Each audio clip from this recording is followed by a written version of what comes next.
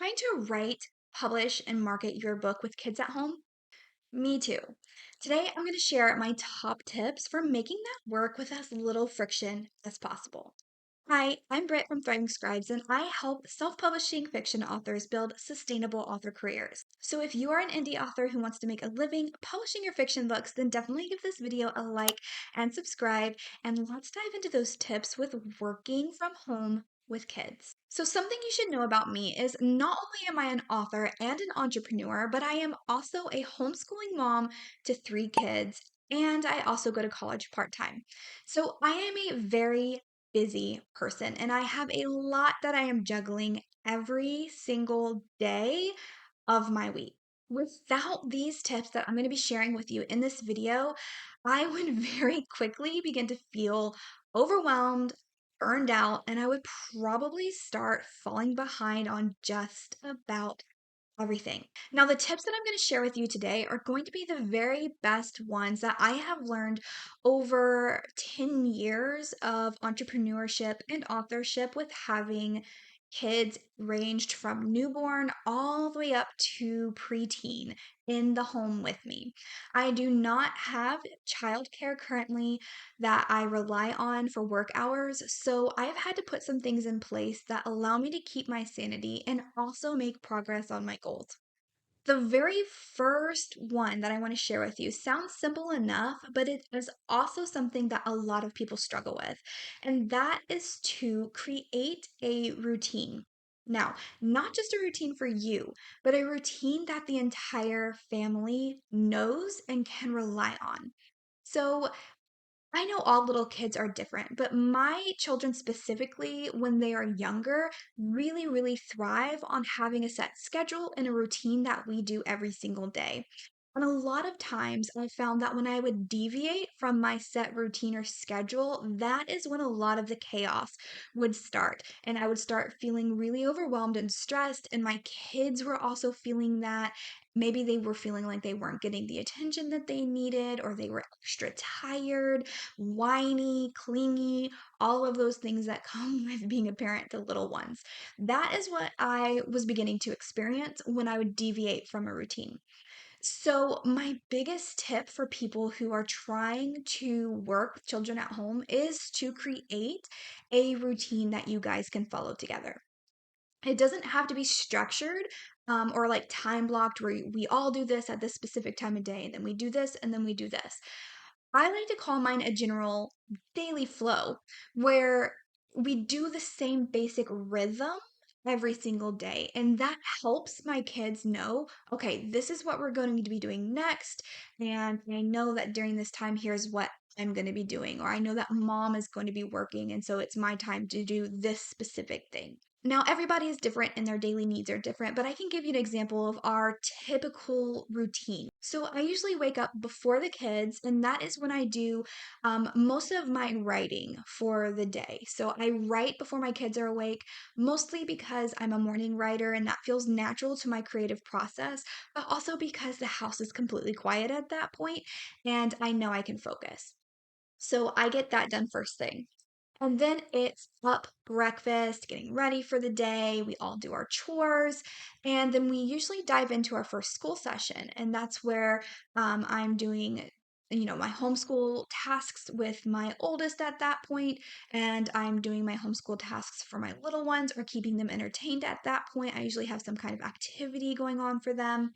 And we usually do that until about lunchtime, where we break for lunch, and then it's nap time. This is where I really come back into doing my work tasks because once lunch happens, I put my younger ones down for nap and my oldest does her independent work for the day. That's when I take my time to really work on business tasks, on marketing tasks, and on getting all of that other stuff done because I structured it this way because at this point, I've already gotten my creative processes done. I've already been able to get those words in for the day, and I've already been able to show attention to the kids, and they aren't feeling like, oh my gosh, mom is working all day. right? Because they've had that attention, they've had that nurturing from me already at this point in the day. And so from about 1 p.m. to about 4 p.m., I'm really focusing on doing deep work and doing the things that are going to allow me to hit my goals, whatever they are. My second biggest tip is to set expectations. So, this goes hand in hand with having the routine, but it's letting your children or your family members, whoever is involved with your day to day, know what to expect when you are working. So, my kids know in the morning time that they're not supposed to be coming out of their rooms and messing with me until 8 o'clock happens, right? Before 8 o'clock, if they wake up, they can play quietly in their rooms. That is a set expectation that I have done so that I am able to get my words in. Another expectation that my kids have is when my office door is closed, they know that I am deep inside of a work session and they are not to interrupt me. However, if my door is open, that means that I'm doing something where they are free to come and talk to me if they need to and, ask me questions, ask if they can have a snack, whatever it is. It's always something, right? So that is a set expectation for them as well. Bonus tip here, especially if you've got little ones in the house and you're trying to write, have something that they're only allowed to have during that time. So, this was really helpful for me for keeping the kids entertained. That there were certain privileges that they could have, or certain toys or activities that they could do only when I was writing. And this actually gave them something to look forward to during that time and freed up my hands so that I could write. So, some examples of this could be um, video game time or able to sit and watch a cartoon, right? That could be their cartoon time of the day. Or if you've got littler ones, maybe it's the time of day where you pull out the Legos or the blocks or something that your kid enjoys that becomes a special privilege during your work or focus time. My next tip here for working with kids at home is for every single work session that you are having, know exactly what you're going to be working on. This helps to maximize your productive time and eliminates a lot of time that could be, that would otherwise be spent thinking, okay, what am I going to work on today? What is it that I'm writing? Or, oh, I've got so many things going on. Which one should I focus on? So when I do my planning, my quarterly, monthly, weekly planning, I assign a task to every single workday. And so I know that is what I'm going to be working on when I sit down at my computer for the day. I don't have to guess. I don't have to waste any time wondering what I should do. I know exactly what I'm working on that day and I'm able to get right to it. This is one of the things that I began implementing and I began seeing results right away. I was able to do more, get more done. I felt more productive because I every single day I had one thing that I knew I was going to do. And once I got that done, it was a relief and I didn't feel that dread of, "Oh my gosh, I'm overwhelmed with all of the other stuff I maybe should do and I don't know what to focus on." I've got some really great tips about maximizing your focus time as well in this video right here. So definitely go and watch that if you've got a few free minutes because I share even more tips when it comes to really focusing and maximizing your productivity. My next tip here is to utilize the natural downtimes of your day for work hours. This took a lot of testing and tweaking for me. As I mentioned earlier when we were talking about routines on how I write first thing in the morning because my kids are still in bed and the house is quiet, and how I begin my heavy focus deep work when my youngest goes down for nap.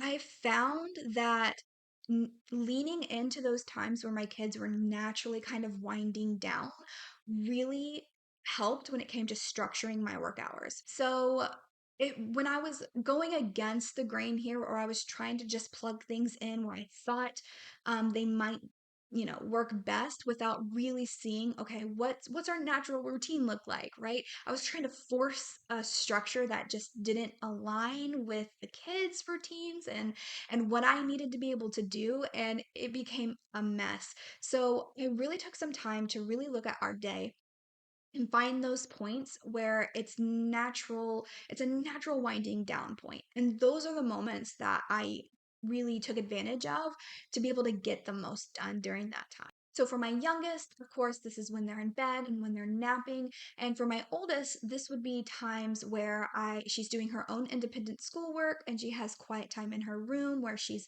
allowed to do any of her hobbies that she enjoys doing quietly.